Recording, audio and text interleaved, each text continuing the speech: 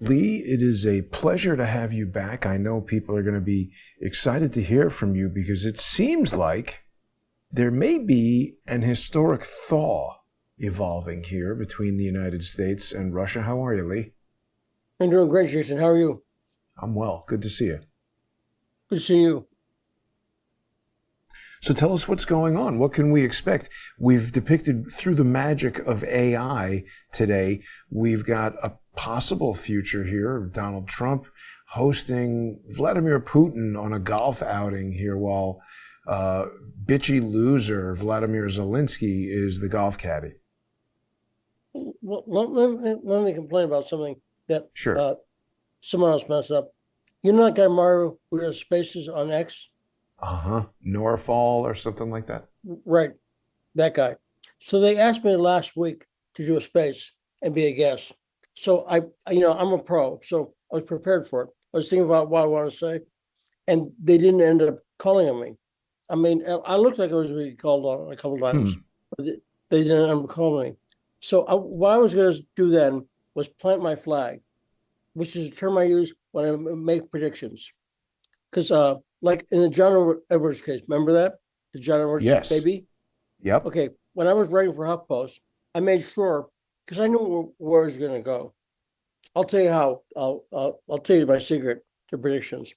I like to always be right on predictions. Like I really do. I don't like to make a prediction unless I'm 200% sure. Does that make sense? Yep.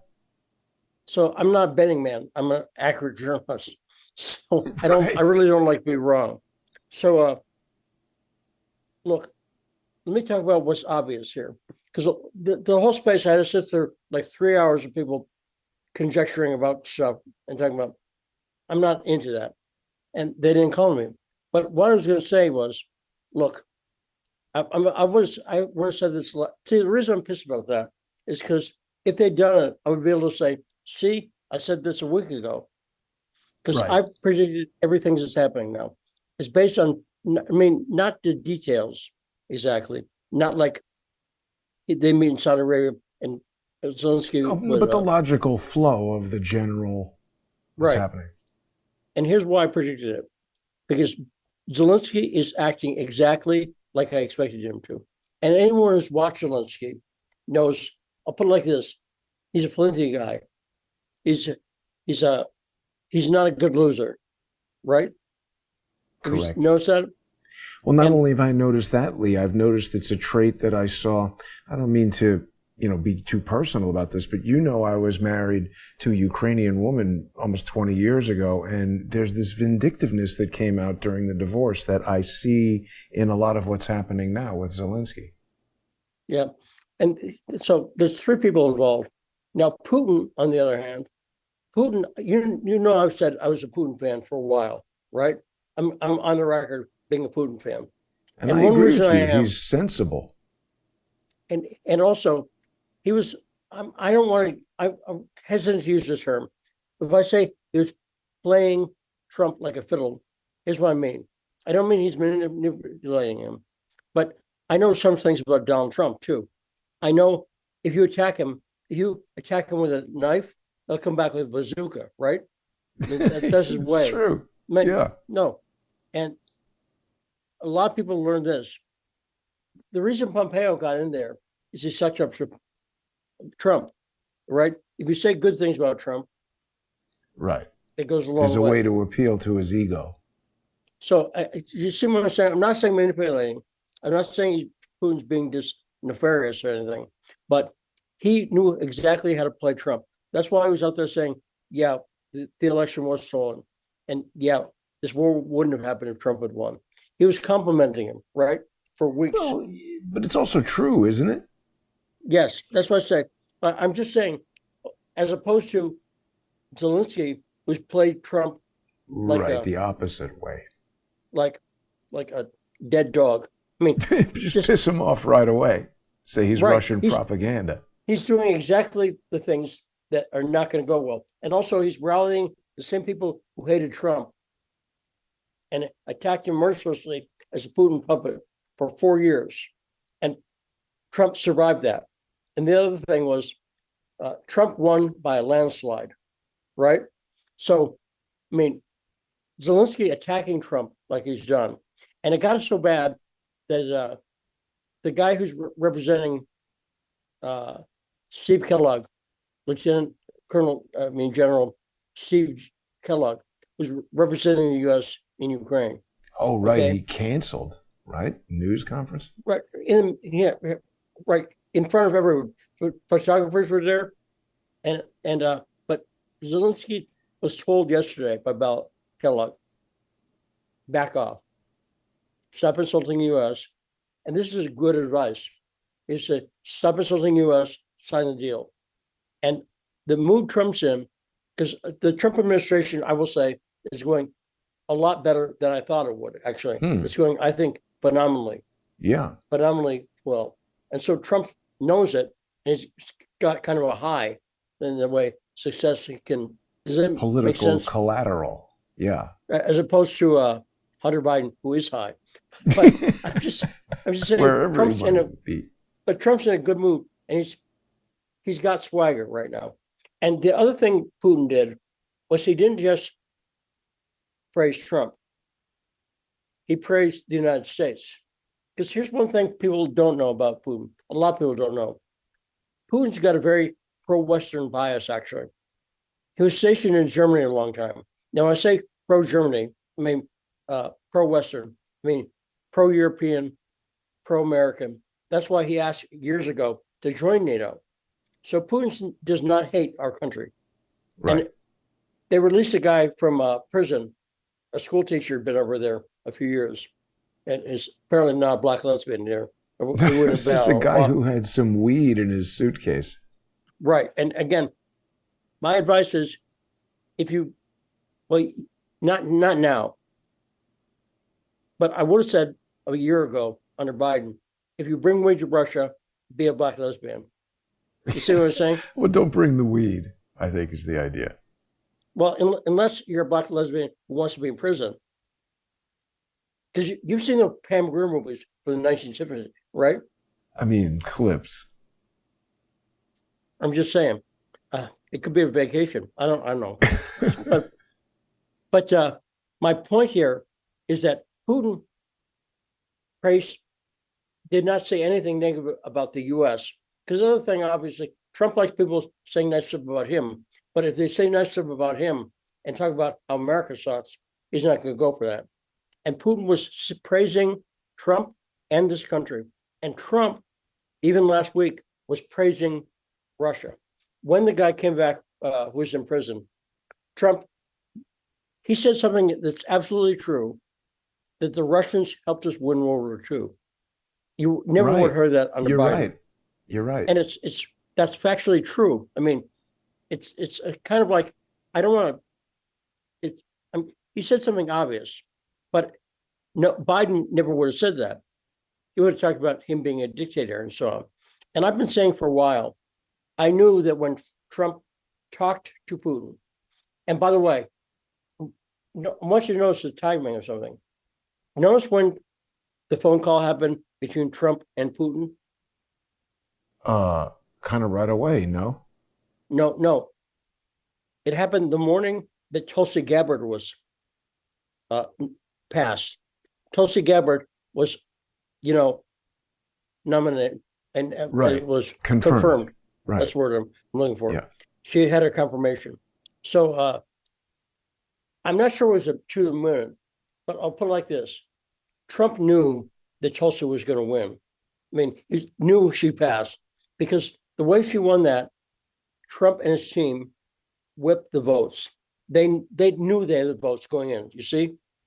So I think Trump waited to talk to Putin because he knew if he talked to Putin, then all the stuff we're seeing now would come down on Tulsi, you see? Well, or also people would leak if he didn't have his people in there, right? That's right. And it was important, I think, that I'm so happy Tulsi's in there. Look, a lot of people I was thinking about being good presidents, Tulsi, RFK Jr. are in now. And it's and he's done a phenomenal job of getting his people through the nomination process. And the Yeah. Democrats were trying for a win, and they haven't gotten one. They lost on Hegseth, they lost on Tulsi, they lost on RFK, they lost on Cash. So this is why I say Trump's got swagger now. But I think the reason he put Kellogg in there is like a stopgap until Tulsi gets through. He could say he's doing something about peace, but ultimately, you know who's running the peace process? Who? Donald Trump. Yeah. Oh, I yeah. mean, it's because you've seen Rubio's statements.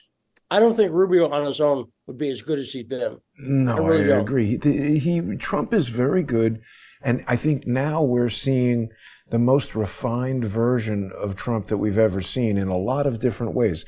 As a businessman, as a politician, as a human, I think the assassination attempts obviously changed his outlook on life and the presidency and all that. And he seems to me to be extremely effective at, first of all, having crafted a much better plan for what he wants to do this time than he had in 2016, and also for being able to execute it. It seems like he's, like you just said, he's contacting Putin once Tulsi is in there, because he's learned, you stick your finger in the socket and get electrocuted once, you don't stick it back in there again.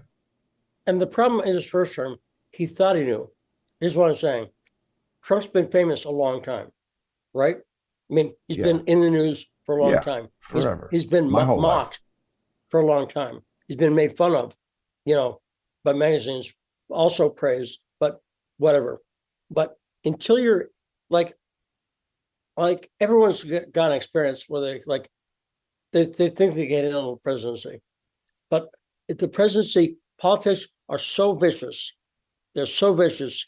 I think Trump wasn't quite prepared for that. All the backstabbing. And you got that graphic I sent you, right, Jason? And I think one key thing is... Which one? Steve Bannon. Graphic that you sent me of Steve Bannon? I don't think I got that. Is it the one from you have a new book? My book, yeah. I have a new book. It's almost done. Why MAGA Can't Trust Bannon. And a lot of people have attacked me for writing this book. People are like, why are you attacking Bannon? And they haven't read the book. Everyone who's read the book, and I'm only showing it to Trump supporters. See, I think it's one of the reasons Trump is doing well is because Bannon's not in the White House.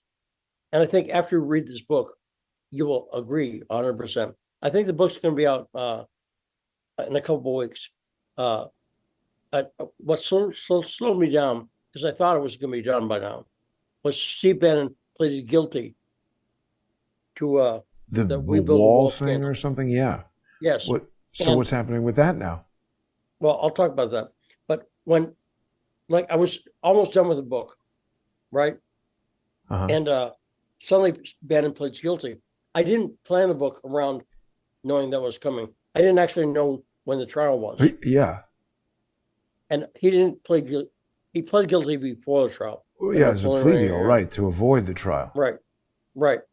And so I didn't know that was coming. So when that came, you know how I am about journalism. You had to address it, obviously. It's such a big deal. Well, not only did I have to address it, but I'm me. So I had to research it thoroughly, which means downloading files, reading them, assess. Because the case, yeah. I'll tell the story in the book, but I've known about the story for years because a friend of mine was working on a We Build a Wall thing, okay? And a good friend of mine. And he used to work for Breitbart, and he didn't like Bannon because Bannon's a vicious boss. He's a real prick. He yells, he humiliates people, he yells at them and stuff like that. So he didn't like Bannon. And he asked Bannon early on to be involved, and Bannon said no. But then We Build a Wall raised $20 million by Christmas. So suddenly Bannon's like, he calling him up, and he called my friend, and he said to me, my friend called me, he said, I just got a call from Bannon. Should I talk to him? And he knew I had some problems with Bannon too, because of burying the Ukraine story. But at the time, my divorce had just started. And so I was in a mood, I wanted to be a peacemaker. Does that make sense? I was in I the know early stage of that. exactly what you mean. Yeah, it can do that where you're like, oh, gee, I don't need more fights. And so I told my friend, I said, yeah, you know what? I think it's best you put this behind you and talk to him. What could go wrong? Well, what could go wrong was Steve could set up a corporation to funnel money, steal $1 million, and steal a lot more from donors. And then, by the way, now a lot of people see. Here's the thing: Bannon gets away with a lot of his stuff. I want people to be aware of this. They hear he's being prosecuted by Letitia James and Alvin Bragg, right? They brought the charges. So what do MAGA people? Right What's their away, they first say, thought? well, it's got to be a sham and he didn't do it without even knowing the facts. Right. Without, well, it's kind of like people. If you've been to some trials, if you just hear Many. if you just hear the first side, it always sounds good, right? I mean, when you hear the let's say the prosecution goes first. Yeah. When you hear the prosecution case, you're like, well, I guess this guy's guilty. In the It's, bag. Right. right. So you have to hear both sides. And a I, lot I, of I MAGA equate it to a boxing match, Lee. When I'm in a trial like that, it's like, oh man. And then the defense comes up and you're like, whoa. And it's like one blow, the next blow. But you're right. They're very persuasive. And so most MAGA people have heard only Steve's side. They've heard what Steve said, and he came out of the court after pleading guilty and attacked Letitia James. And don't get me wrong, she deserved being attacked. But in Yeah. this case, what to look for is people were found guilty outside of New York. I mean, not with DC. Well, but what did So he plead guilty to doing? he pled guilty to well, essentially it's fraud, but leave what he pled guilty to. There were 3 other defendants initially, and Trump pardoned Bannon. So when the trial happened, there were only 3 people. The 3 people were Brian Colpage, the veteran, who's a triple MPG, Oh, a yeah. guy named Brian Shea, and a guy named Andy Badalado. Now, I know Andy. Andy is Steve Bannon's best friend, okay? He's known him 30 years. And I know Andy pretty well. When I need money for a computer back in 2017 for my office, in my CJS office, I Oh, needed yeah. to buy an iMac because I only had one computer. I needed one for Shane. So I called Andy. He's the kind of guy who I called him. I said, I need a computer. Boom. He gave me $700 or whatever, immediately. So he's known Bannon, done business with him, and like he's his best friend. Now, he was found guilty and sentenced to prison for 3 years. And not only that, he was forced to pay back millions of dollars. So here's what I'm saying. Forget Bannon. People, before you say, well, it's purely political, what's Andy Badalado? Why is Brian Colpage? They were either pled guilty or found guilty in a trial. And I've read those documents. And think about this. Bannon didn't get them pardons. So his best friend, I mean, again, imagine you and I ripped off people for millions. And then Trump's going to pardon you, say, hey, how about Lee?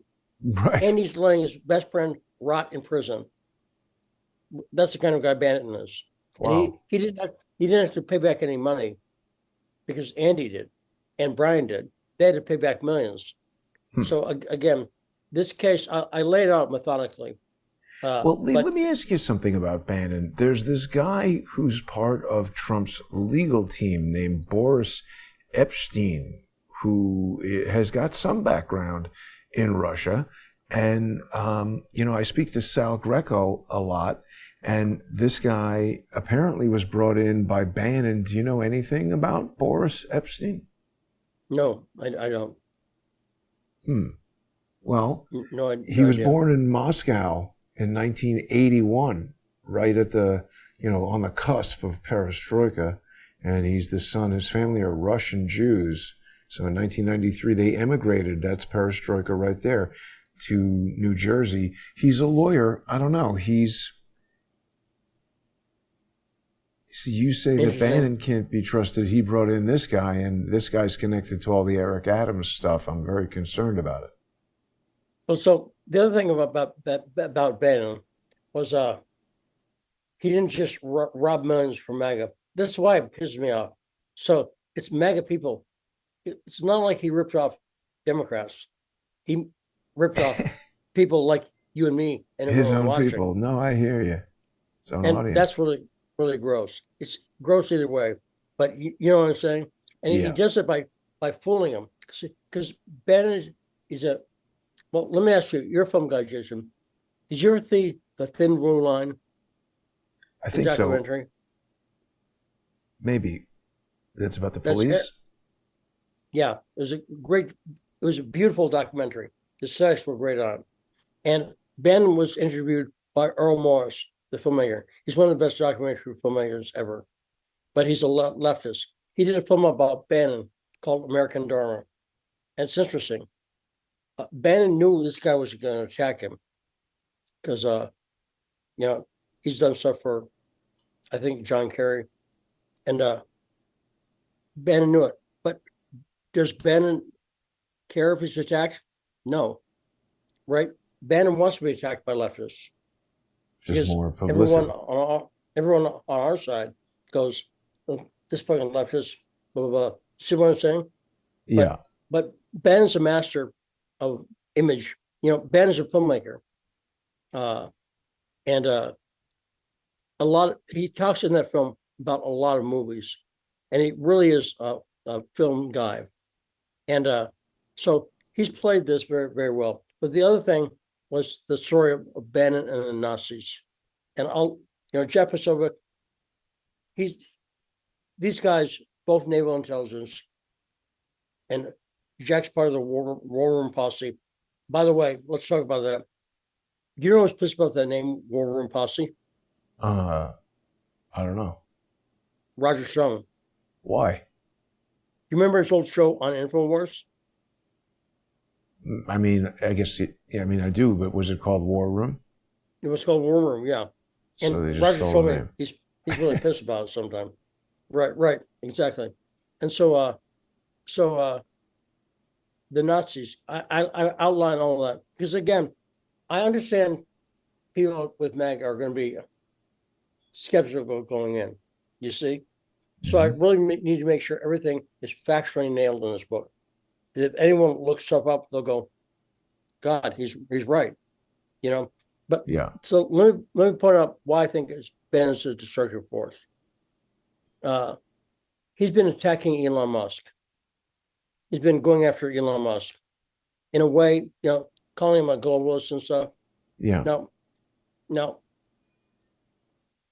I think he's jealous because he's not in the White House and Elon is. And I think that's a big upgrade. So that was the whole point.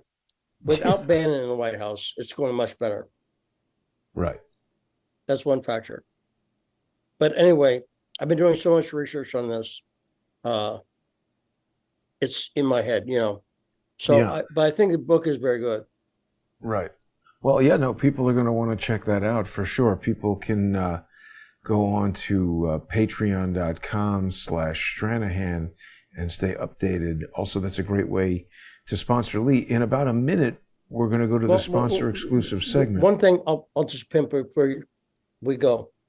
If you're a Patreon subscriber for as little as $5 a month, you'll be getting the book free in PDF form. And I'm uploading chapters there now. So it's going to be on Amazon in hardcover, paperback, and on Kindle. But you can get a free PDF version if you're a subscriber. So you might want that because you saw the cover. I did the cover, Jason. Pretty good, huh? Good. Yeah. Yeah. No, this will be a good book because, people know that you worked with Bannon and, during the transition period when Andrew Breitbart died and the whole thing sort of became, a new incarnation of what it once was. So it's going to be interesting insights. And look, that's my question too. Bannon is Navy intelligence and they're linked to all this unusual stuff. This guy, Boris Epstein, we got a lot to get into. So people should stay with us, Lee. We're going to continue our conversation right now in the sponsor exclusive segment. People are going to be able to join us on patreon.com/Stranahan, of course. And we're going to have the simulcast on odyssey.com/@crowdsourcethetruth, crowdsourcethetruth.substack.com, and subscribestar.com, and patreon.com/crowdsourcethetruth. How do you like my Russian themed office tonight, Lee? I'm blind, Jason. I'm sorry. Sorry to ask.